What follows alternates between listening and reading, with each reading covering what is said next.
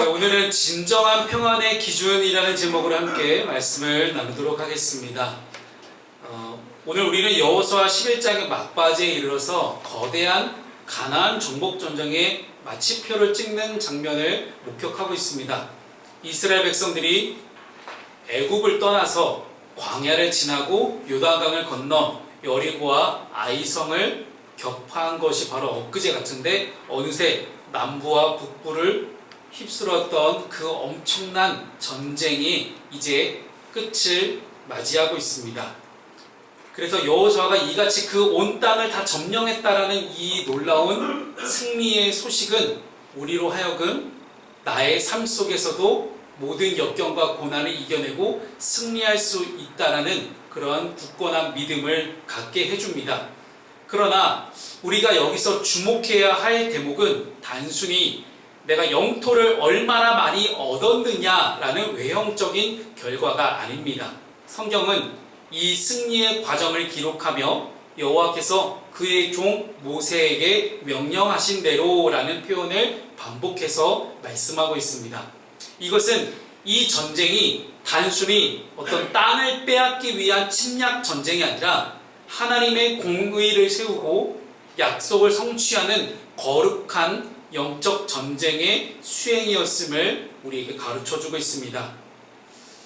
사랑하는 여러분, 우리는 오늘날에도 치열한 생존 경쟁의 현장에서 살아갑니다. 어제 아무리 내가 잘 나갔다 할지라도 오늘의 승리를 보장해주지 못하는 그런 불안한 시대를 살고 있습니다. 그래서 제가 최근에 만난 많은 청년들이 주식을 많이 하더라고요. 저는 주식을 한 번도 해본 적은 없는데 그 주식이 빨간색이고 파란색이 있다고 하더라고요. 그래서 빨간색으로 뜨고 올라가면 그렇게 환호하고 인생의 모든 걸 다 가진 것처럼 기뻐하다가 파란색으로 떨어지는 그 순간 모든 것이 낙담한 듯이 그렇게 무너져 내리는 수많은 청년들의 모습을 보게 됩니다. 이것이 바로 우리 인간의 모습을 표현한 가장 극적인 모습이 아닐까 생각합니다. 어제 아니면 그리고 오늘 이 시간의 흐름에 따라서 우리는 그저 살아가지만 하나님께서는 우리 인간처럼 일희일비하지 아니하시고 그저 자신의 흐름에 따라서 하나님이 약속하신 것에 따라서 하나님이 약속하신 대로 하나님의 방법대로 그렇게 우리의 삶을 이끌어가고 계시다는 사실입니다. 그래서 오늘 본문의 말씀을 함께 우리가 묵상하면서 가나안 땅에 전쟁이 그쳤더라라고 선포하시는 것처럼 내 삶 속에서도 일희일비하는 그런 엄청난 마음이 상하고 아니면 마음이 굉장히 기쁜 그런 영적 전쟁, 아니면 내 기분 따라서 드러나는 그런 많은 일들이 이제는 멈춰지고 정말로 하나님께서 주시는 진정한 평안이 어떻게 내 삶 가운데 주어질 수 있을지 그 말씀을 함께 오늘 나누도록 하겠습니다. 자, 첫 번째 말씀은 온전한 순종이 완전한 점령입니다. 오늘 본문의 16절 말씀을 함께 읽도록 하겠습니다. 자, 시작. 여호수아가 이같이 그 온 땅, 곧 산지와 온 네겝과 고센 온 땅과 평지와 아라바와 이스라엘 산지와 평지를 점령하였으니. 아멘. 오늘 본문의 16절과 17절은 계속해서 여호수아가 점령한 지역들의 지명을 나열하고 있습니다. 산지와 남방, 고센 온 땅과 평지, 아라바와 이스라엘 산지 등 가나안 전역이 언급되고 있습니다. 여기서 주목할 단어는 온 땅입니다. 여호수아는 적당히 타협하거나 혹은 일부 지역에 안주하지 않았다는 사실이에요. 가나안 땅에 단지 한 지역만을 점령해놓고 나 왠지 다 한 것 같은데? 라고 안주하고 머물러 있는 것이 아니라 하나님의 약속을 충실하게 성취하기 위해서 가나안의 모든 지역을 다 다니면서 점령하고 정복전쟁을 치릅니다. 여러분, 전쟁이라는 것은 저도 한 번도 해보지 않았지만 매우 피곤하고 힘든 것이었을 것입니다. 근데 그 피곤하고 힘든 전쟁을 계속해서 한다는 것은 참으로 쉽지 않은 일입니다. 그러나 여호수아는 하나님의 명령대로 하나님이 약속하신 대로 그저 나아갔을 뿐입니다. 그리고 하나님께서 약속하신 그 마지막 지경까지 끝까지 추적해서 확보하는 모습을 보게 됩니다. 히브리어 한 단어를 소개해드립니다. 라카흐라는 단어를 쓰고 있는데요. 제가 몇 번 설교 때 설명드렸던 히브리어입니다. 단순히 손에 넣는 것을 넘어서 취해서 나의 것으로 삼다 라는 그런 의미가 담겨져 있는 것이 라카흐라는 단어입니다. 여호수아가 이 가나안 땅을 취할 수 있었던 비결은 오늘 본문의 18절에 기록된 대로 오랫동안 싸웠고 그런 인내와 그리고 15절에서 언급된 명령하신 것을 하나도 행하지 아니한 것이 없었기 때문에 그 땅을 라카흐 할 수 있었다는 사실입니다. 여러분, 신학적으로 이런 점령하는 과정, 원래 내 것이 아니었지만 이 가나안 땅을 하나씩 점령해가는 과정은 내 삶 속에서 어두운 것들, 죄악의 여건들이 다 하나씩 사라지고 내가 거룩하게 되어지는 과정을 의미하고 있습니다. 즉, 내 삶 속에서 우리 마음의 모든 영역, 즉 감정과 의지와 혹은 사회적 관계라는 이 모든 지경, 모든 지역마다 하나님의 통치가 미치지 않는 곳이 없도록 내 모든 삶을 하나님께 내어드리는 것이 바로 진정한 순종이라는 것입니다. 다음 17절을 보게 되면 여호수아는 세일로 올라가는 한락산에서부터 헤르몬산 아래 레바논 골짜기 바알가까지 점령합니다. 즉, 이것은 가나안 땅 남부 지역에서 저 끝에 있는 북쪽 끝까지를 의미하는 그런 지명을 나열하고 있습니다. 즉, 가나안 땅 남에서부터 북까지 내 인생의 시작부터 끝까지 내 인생의 모든 영역을 하나님께 다 드릴 수 있어야 된다는 그런 이야기입니다. 우리 신앙생활도 이렇게 해야 되겠죠? 단순히 오늘 주일 모여서 함께 예배하는 주일 예배의 영역뿐만 아니라 월요일부터 토요일까지의 모든 나의 삶의 현장 속에서 가정과 직장이라는 모든 산지와 평지를 하나님께 순종함으로 우리가 영적으로 점령할 수 있어야 됩니다.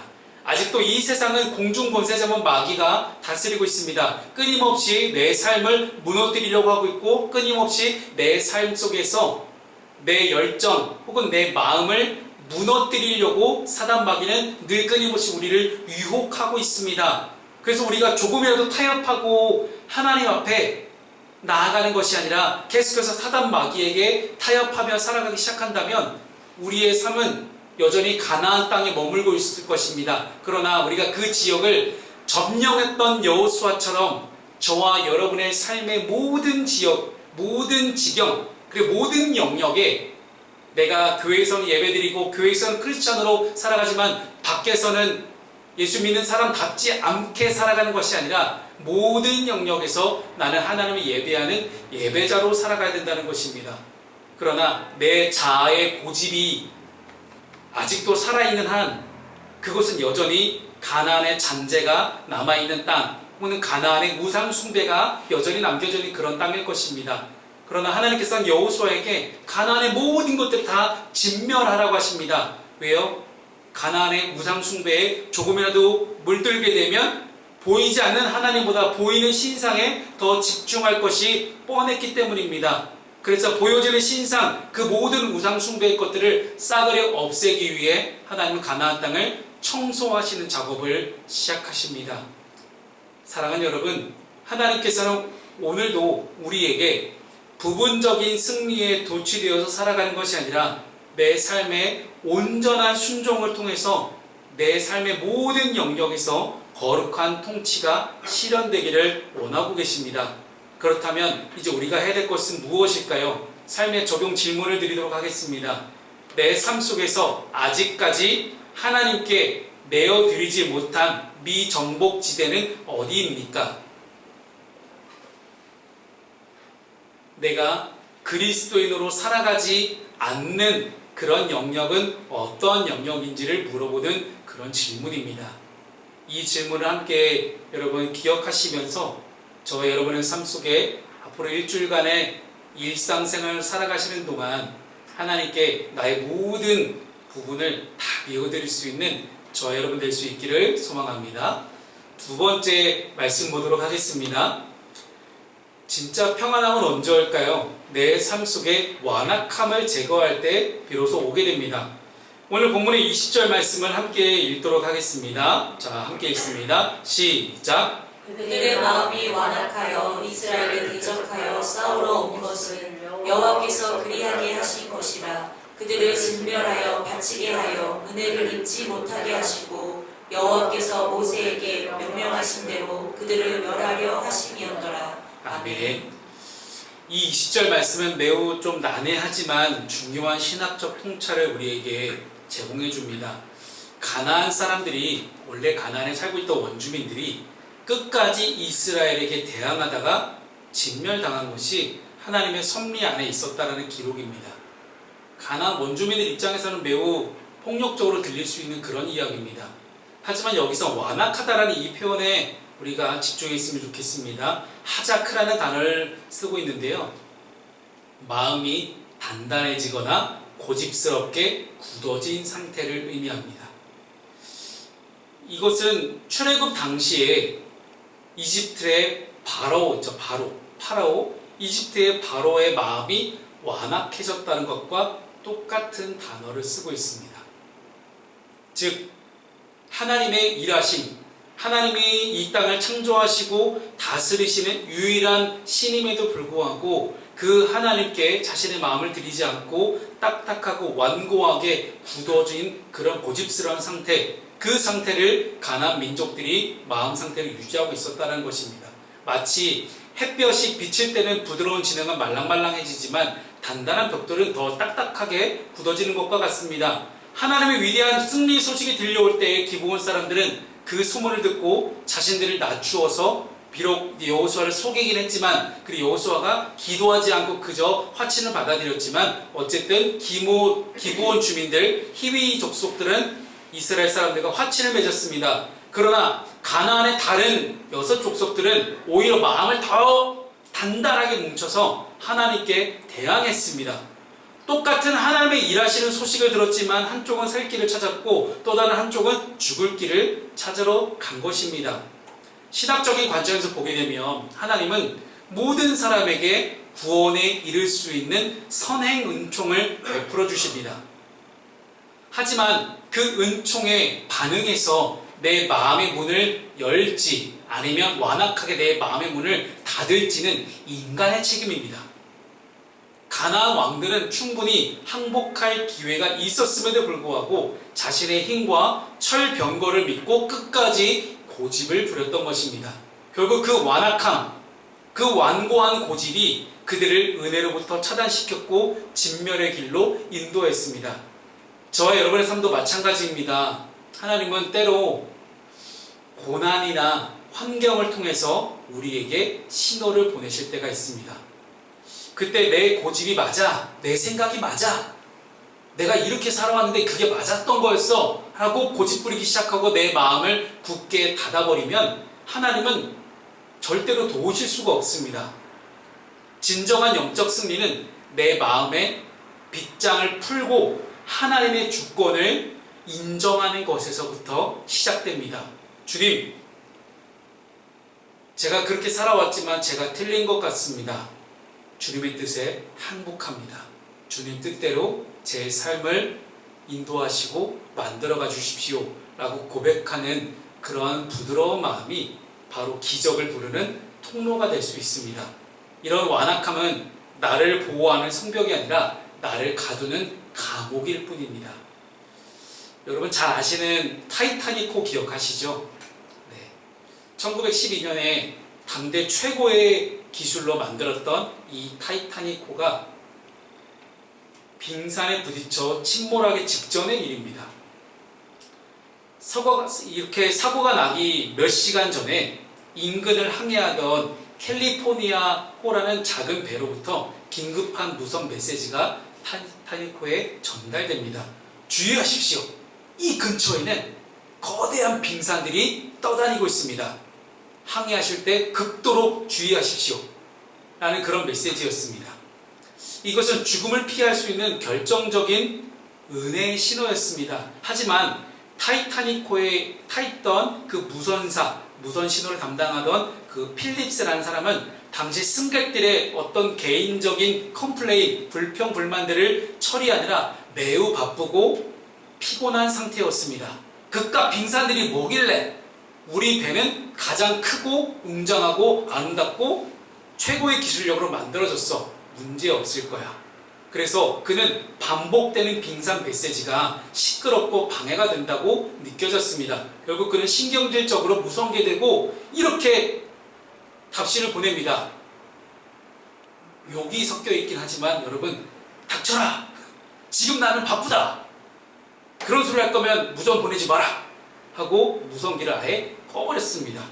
그로부터 얼마 지나지 않아 실제 타이타닉호는 거대한 빙산에 충돌하였고 곁에서 도와줄 수 있었던 배들의 신호를 스스로 차단해버린 그런 결과는 엄청난 사람들의 죽음으로 이어졌습니다. 여러분, 가나안 왕들의 마음이 이렇지 않았을까요? 하나님의 행하시는 일들, 어떻게 하나님께서 이스라엘 백성들을 출애굽시키시고 40년 동안 광야를 떠돌면서 어떠한 일들을 하셨는지, 그리고 요단 동쪽에서 바산한 옥과 시온을 어떻게 하나님이 무찌르셨는지, 그리고 그곳에서 루벤, 갓, 므낫세 지파에게 어떻게 땅이 점령되는지를 그들은 분명히 들었을 것입니다. 그러나 그것은 그들에게 주시는 마지막 경고이자 회개의 기회였을 것입니다.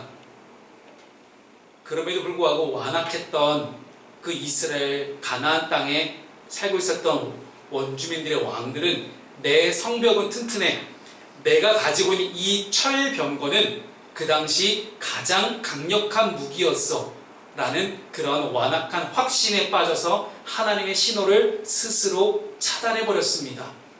저와 여러분도 마찬가지입니다. 하나님께서는 여전히 끊임없이 말씀의 무선 신호를 계속해서 보내십니다.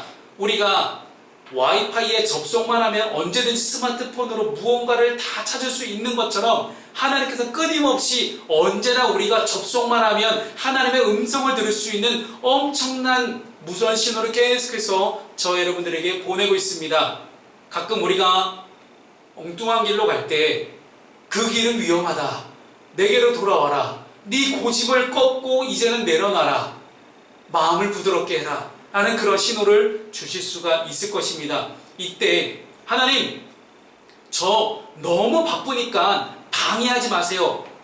지금 제가 하고 있는 일들이 얼마나 많은지 아십니까? 아니, 그런데 이렇게 바쁜데 무슨 말씀 읽을 시간이 있고 무슨 기도할 시간이 있습니까? 일단 제 일부터 처리해야 됩니다 하면서 내 마음의 무선을 꺼버리는 것이 바로 오늘 성경이 말하고 있는 완악함입니다.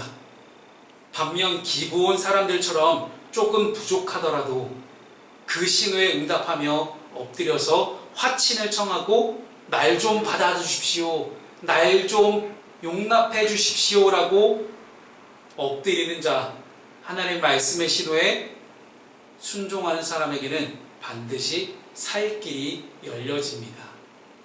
그래서 오늘 제가 여러분께 드리는 질문은, 최근에 내 마음이 하나님의 말씀 앞에서 고집스럽게 굳어있지는 않았습니까? 라는 질문을 좀 드리고 싶습니다. 여러분 마음 상태를 한번 돌아보길 바랍니다. 내 마음이 현재 어떠한지, 하나님 말씀 앞에서 부드러운 마음인지 아니면 완악스럽고 딱딱한 마음을 내가 유지하고 있는지. 부드러운 마음이어야만 우리가 살 길이 열린다는 것을 우리가 잊지 않기를 소망합니다. 자, 마지막 세 번째입니다. 두려움의 실체를 정복해야 됩니다. 오늘 21절과 22절 말씀은 특별한 대상을 언급하는데요. 우리 21절 말씀만 함께 읽어보겠습니다. 함께 읽습니다. 시작! 그때에 여호수아가 가서 산지와 헤드론 드빌과 아낙과 유다 온 산지와 이스라엘의 온 산지에서 아낙 사람들을 멸절하고 그가 또 그들의 성읍들을 진멸하여 바쳤으므로. 아멘. 자, 아낙 자손들 여러분 기억하시죠?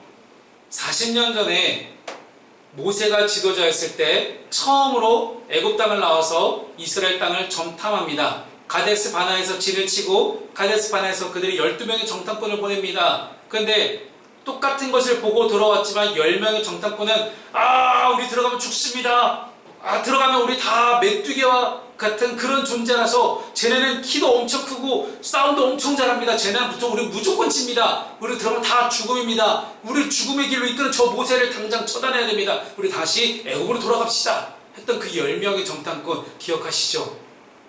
결국 하나님은 그 10명 정탐꾼을 포함해서 그 자리에 있어서 모든 사람들을 40년 동안 광야를 뺑뺑뺑뺑 돌게 하시면서 죽기까지 기다리십니다.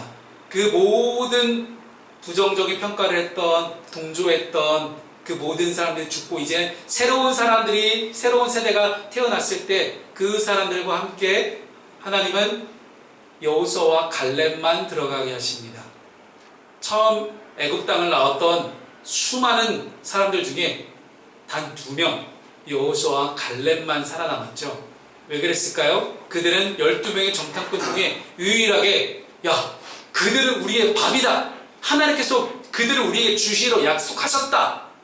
그런데 우리는 당장 들어가서 저 땅을 점령해야 됩니다. 여러분 두려워하지 마십시오. 하지만 당시에도 다수결의 시대였기 때문에 10명의 정탐꾼이 막 부정적인 이야기를 퍼뜨리니 얼마나 사람들이 요동했을까요? 여러분 항상 어디를 가든지 조직이든 공동체든 가정이든 직장이든 어디든지 항상 부정적인 이야기를 그렇게 퍼뜨리는 사람들이 있어요. 그리고 그 부정적인 말 생각보다 쉽게 퍼집니다. 긍정적인 말, 우리가 함께 마음을 나눌 수 있는 그런 긍정적인 말은 부정적인 말에 비해서 늘 밀리는 것이 우리 인간의 현실인 것 같습니다. 우리는 스스로 보기에도 메뚜기와 같았다라고 고백하게 만들었던 그 두려움의 실체가 바로 안악자손이었습니다. 그러나 여호수아는 이들을 오늘 보십시오. 산지와 헤브론 드빌 아남에서 모두 멸절시킵니다. 오직 가사와 가드, 아스도데만 약간 남았을 뿐이고요. 그들의 후예가 골리앗이 됩니다. 어쨌든 아낙 사람들이 이 진멸당하는 이 모든 장면은 우리에게 큰 상징적 의미를 줍니다. 우리는 과거에 넘지 못했던 장애물들이 있을 거예요. 우리를 영적으로 위축시켰던 그런 트라우마들, 내가 그때 그걸 못 이겼지. 똑같은 시험이 계속해서 우리에게 올 수도 있습니다. 똑같은 나를 힘들고 어렵게 만드는 그런 무언가가 분명히 우리에겐 다 있습니다. 도저히 이길 수 없다고 믿었던 그 견고한 진들이 하나님의 능력 안에서 오늘 무너질 수 있음을 우리는 보고 있습니다. 40년 전에 아낙 자손들이 지금하고 뭐가 달라졌을까요? 갑자기 키가 작아졌을까요? 갑자기 전쟁을 못했을까요? 그런 건 아닙니다. 상황과 환경은 똑같습니다. 그러나 그 모든 것들을 가능하게 하신 하나님을 믿는 믿음의 약속이, 그 믿음이, 그 크기가 이스라엘 사람들에게 달랐다는 것이에요. 여호수아는 아낙 사람들을 두려워하지 않았습니다. 그는 거인의 크기를 본 것이 아니라 그들 뒤에 계신 하나님의 크기를 보았습니다. 오늘 본문의 23절 말씀도 함께 읽어볼까요? 함께 읽습니다. 시작! 이와 같이 여호수아가 여호와께서 모세에게 말씀하신 대로 그 온 땅을 점령하여 이스라엘 지파의 구분에 따라 기업으로 주매 그 땅에 전쟁이 그쳤더라. 아멘. 23절 마지막 구절을 보십시오. 그 땅에 전쟁이 그쳤더라라고 기록합니다. 전쟁이 그쳤다라는 이 상태인 샤카트라는 단어는요, 단순히 물리적인 싸움이 멈춘 것 이상으로 평온하고 정온하며 안식하는 상태를 의미합니다. 진정한 안식이란 뭘까요? 여러분들이 그토록 갈구하고 있는 그 진짜 평안이란 뭘까요? 나에게 찾아오는 수많은 대적들을 외면할 때 오는 것이 아니라 내가 여전히 힘들고 어려워하는 그런 고난과 환경과 어려움들 혹은 트라우마들, 그것들을 애써 외면할 때 내가 평온해질 수 있는 것이 아니라 대적과 싸워 이길 때 주어지는 하나님의 선물이 바로 평안입니다. 그 대적과 저는 싸웠을 때 굉장히 힘들었거든요 라는 사람들이 있겠죠. 저는 맞닥뜨리기 너무 힘들었어요. 너무 힘들 것 같아요. 좀 외면하고 싶어요. 그래서 우리가 하나님 믿어야 된다는 이야기입니다. 싸움의 전쟁의 승패는, 전쟁의 주도권은 누구에게 있다고요? 내가 아니라 하나님께 있습니다라고 우리 1월달 동안 계속해서 우리는 찬양했습니다. 전쟁은 나에게 있는 것이 아니라 하나님께 속한 것이다. 그렇다면 나와 함께 하시는 하나님께서 이 전쟁을 승리하게 하실 것들을 믿고 그 나에게 트라우마를 줄 수도 있는 그런 엄청난 어려움이지만 맞서 싸워 이길 때 비로소 우리의 삶 속에 평안함이 찾아옵니다. 그리고 아낙 자손이 사라진 그 자리에 비로소 이스라엘 지파의 기업이 나누어지기 시작합니다. 우리 인생의 참된 평안도 마찬가지입니다. 여러분, 교회 와서 그냥 앉아있다고 평안이 저절로 주어질 수는 없습니다. 우리를 괴롭히는 문제가 무엇일까요? 중독의 문제이든지 아니면 가계의 저주든지 깊은 열등감이든지 아니면 도저히 내가 피할 수 없었던 엄청난 사고였든지 그 모든 문제와 환경 속에서 나를 괴롭히고 있는 그 안악자손 같은 그 어려움 등을 내가 예수 그리스도의 이름으로 대면하여 물리칠 때 비로소 하나님이 약속하신 놀라운 기업의 풍성함을 누리는 평안함을 얻게 됩니다. 하나님이 주시는 이 평안은 단순히 폭풍을 피하는 평안이 아니라 폭풍 가운데서도 오직 예수의 이름에 능력과 소망이 있음을 깨닫고 승리함으로 얻는 평안일 것입니다. 그래서 베드로도 은과 금은 내게 없거니와 내게 있는 것으로 내게 주노니 나사렛 예수 그리스도의 이름으로 명하노니 일어나 걸으라 하면서 안진뱅이 손을 잡아 일으킬 때 그 안진뱅이에게 기적이 일어나고 그 사람의 마음 가운데 하나님이 주시는 평안함이 임했던 것입니다. 따라서 예수의 이름에 우리가 능력과 권세와 평안이 있음을 우리 함께 믿으시기 바랍니다. 질문을 드리겠습니다. 내가 여전히 나를 메뚜기처럼 느껴지게 만드는 내 삶의 안악자손은 과연 무엇이 있습니까? 각 사람마다 애써 외면하고 싶은 그런 어려움들 혹은 피하고 싶고 대면하고 싶지 않은 그런 아픔들 아니면 트라우마들이 있을 수 있습니다. 근데 그 상황 가운데 우리가 애써 외면하기보다는 예수님의 이름으로 우리가 함께 맞서 싸우고 승리할 때 진짜 평안해질 수 있습니다. 미국의 캐롤라이나 쪽에 태풍 카트리나가 와서 수많은 사람들이 죽었습니다. 벌써 꽤 오래된 이야기죠. 근데 그 지역에서 이제 집단 상담하고 치료하시는 한 상담사가 선택했던 방법은 그 피해자들을 유가족들을 모아놓고 함께 그날의 일을 돌이켜보게 하는 거였어요.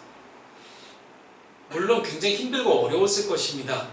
내 가족이 폭풍우에 휩쓸려서 죽는 장면 혹은 어디에 깔려 죽는 장면, 굉장히 많은 고통스럽고 아픈 그런 이야기들이 많이 쏟아져 나왔습니다. 그런데 그 고통과 슬픔과 아픔을 애써 외면하기보다는 그 직면하고 그것을 이겨나가는 과정을 통해서 내가 더 평안해지고 강해질 수 있다는 그런 연구 결과가 나오기 시작합니다. 사랑하는 여러분, 하나님께서 우리에게 변함없이 평안함을 약속하십니다. 그런데 그 평안함을 우리가 공짜로 얻을 수는 없습니다. 여호수아처럼 정말 싸워서 이겨야 됩니다. 그런데 내가 싸우는 것이 아니라 하나님께서 함께 싸우신다면 반드시 이길 수 있다는 그런 분명한 믿음이 있을 때 가능해집니다. 여호수아도 얼마나 두려웠을까요? 40년 동안 이스라엘 이끌었던 모세라는 위대한 지도자가 죽고 내가 이 힘들고 어려운 실제 전쟁은 내가 다 해야 되는데 야, 모세 스승님 너무하신 거 아닙니까? 라고 얘기할 수 있겠습니다만은 여호수아가 준 평안은 여전히 일시적인 평안에 불과합니다. 진짜 평안은 언제 올까요? 오늘 요한복음 14장 27절 말씀을 함께 우리 읽어보도록 하겠습니다. 자, 함께 읽습니다. 시작. 평안을 너희에게 끼치노니 곧 나의 평안을 너희에게 주노라. 내가 너희에게 주는 것은 세상이 주는 것과 같지 아니하니라. 너희는 마음에 근심하지도 말고 두려워하지도 말라. 아멘. 세상에 말하는 평안은 소유와 환경에 근거합니다. 돈이 많으면 평안한 것 같죠. 하지만 성경이 말하는 평안의 기준은 하나님과의 관계와 순종의 여부에 있습니다. 비록 오늘 우리가 처한 현실이 전쟁터 같을지라도 주님의 말씀에 온전히 순종하며 우리 안에 있는 완고한 고집을 깨뜨리며 나아갈 때 하나님께서는 반드시 그 땅에 전쟁이 그치게 하시는 은혜를 우리에게도 주실 것입니다. 십자가에서 승리하신 예수님, 여호수아라는 이름을 그리스 쪽 언어로 다시 번역해서 얘기하면 예수거든요. 히브리어는 여호수아라고 부르지만 어쨌든 예수로 번역할 수 있는데, 즉 여호수아는 예수님의 표본이셨습니다. 그 여호수아가 승리했던 것처럼 예수님께서도 십자가에서 엄청난 승리를 우리에게 허락하셨습니다. 그 승리하신 주님과 함께 오늘 여러분 안에 피하고 싶었던 그 가나안을 끝까지 정복해 나가시는 저와 여러분 될 수 있기를 주님의 이름으로 축복합니다. 아멘.